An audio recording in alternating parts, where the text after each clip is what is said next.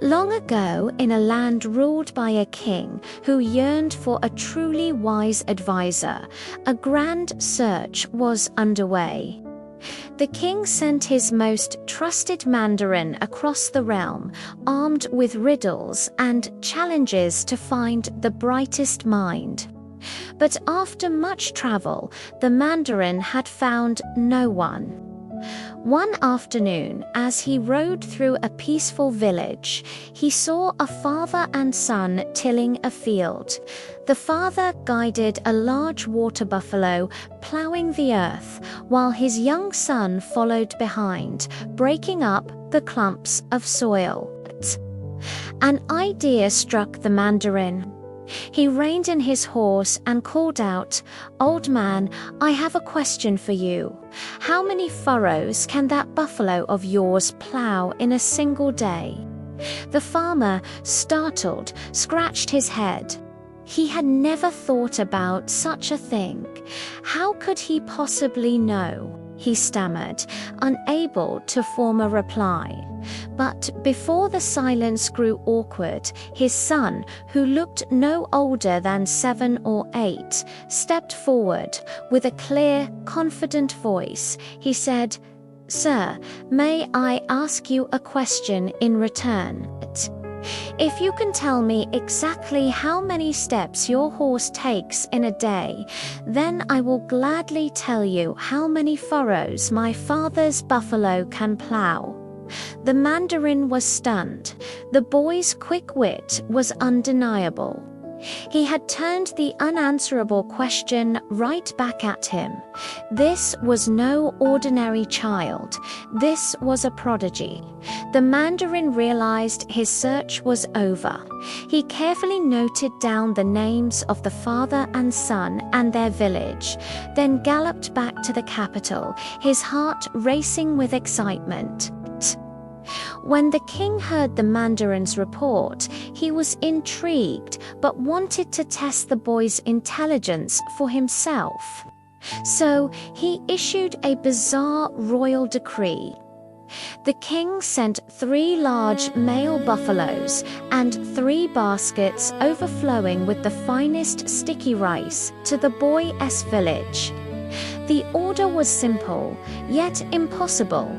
Within 1 year, the villagers must raise the 3 male buffaloes to give birth to 9 healthy calves. Failure to do so would result in severe punishment for the entire village. Panic swept through the community. How could male buffaloes give birth? It was against the laws of nature. The village elders held frantic meetings day after day, but no one could devise a solution. The mood grew desperate. When news of the king's impossible task reached the little boy, he wasn't worried at all. He went to his father and said calmly, "Father, it's not every day we receive gifts from the king. We should celebrate. Let us butcher 2 of the buffaloes and use 2 baskets of rice to host a grand feast for everyone in the village. We can save the last buffalo and the remaining rice for our journey to the capital to sort this out." His father was horrified. "Son, are you mad? If we eat the king's buffaloes, we'll have no chance of completing his order. We'll all be punished." But the boy just smiled. "Trust me, father, I have a plan. Everything will be fine." The father, seeing the unwavering confidence in his son's eyes, felt a flicker of hope. He agreed and relayed the plan to the villagers. Though they were terrified, they had no other ideas, so they reluctantly agreed, but only after making the father and son sign a pledge to take full responsibility. A few days later, after a magnificent feast, the father and son set off for the capital. Upon arriving at the grand royal palace, the boy instructed his father to wait outside the gates. He then watched the royal guards carefully. Spotting a moment when they were distracted, he slipped past them and ran deep into the palace courtyard. Then he started crying, wailing at the top of his lungs. The commotion soon reached the king's ears. Annoyed, he ordered his guards to bring the crying child to him. "Boy, why are you making such a racket in my palace?" the king demanded. Through his fake tears, the boy sobbed, "Your Majesty, my mother passed away a long time ago, but my father refuses to give me a baby brother or sister to play with. I'm so lonely. Please, Your Majesty, you must command my father to have a baby for me." The king and his entire court burst into laughter. The idea was absurd. The king, still chuckling, said, "Child, your father is a man. Men can't give birth to babies. It's impossible. If you want a sibling, your father will have to find a new wife."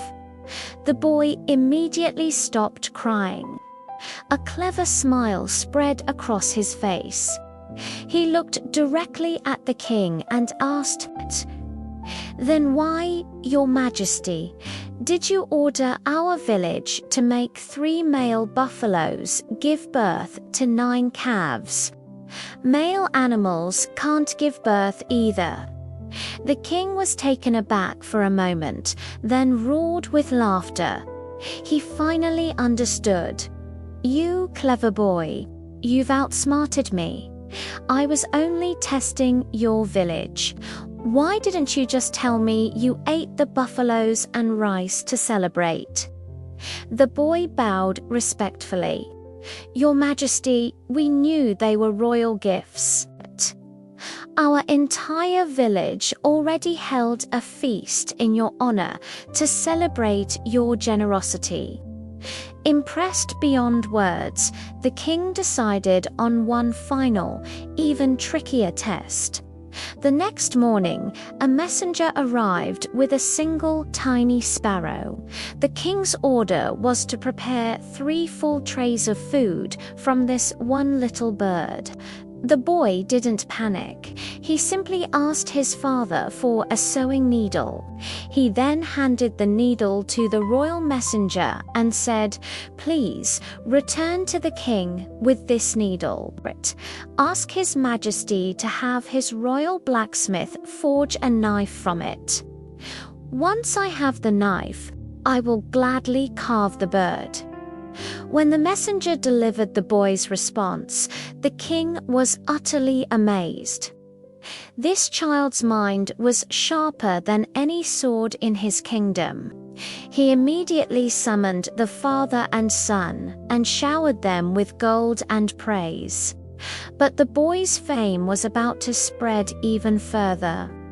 Not long after, a neighboring kingdom sent an envoy with a challenge.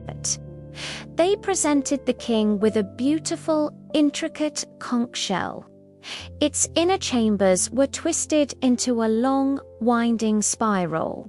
The challenge was to thread a single silk string all the way through it.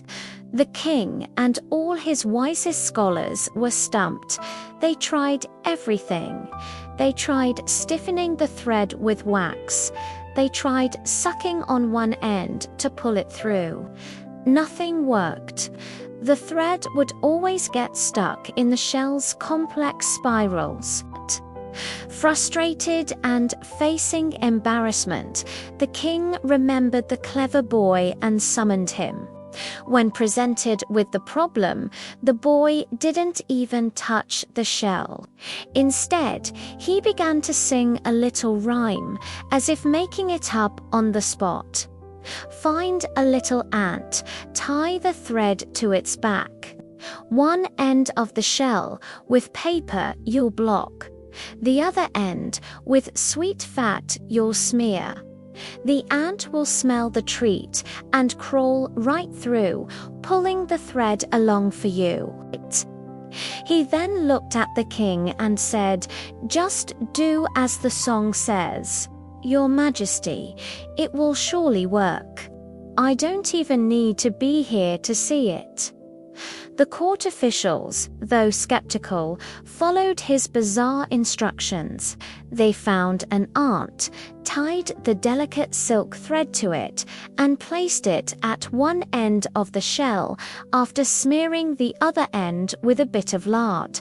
And just as the boy had predicted, the ant, drawn by the scent of the fat, navigated the entire winding path of the shell, emerging on the other side with the thread in tow. The foreign envoy was speechless. Their kingdom had been outwitted by a child's simple wisdom. They bowed in defeat and returned home, full of respect for the king and his clever subject. From that day forward, the king knew he had found his treasure. He honored the boy, appointing him as his chief advisor, the highest scholar in the land. He was given a beautiful mansion right next to the royal palace, where his brilliant mind helped guide the kingdom to an era of peace and prosperity. Thank you so much for joining me on this wonderful journey into folklore. If you enjoyed this story, please give this video a thumbs up and don't forget to subscribe and hit that notification bell so you won't miss our next adventure. See you next time.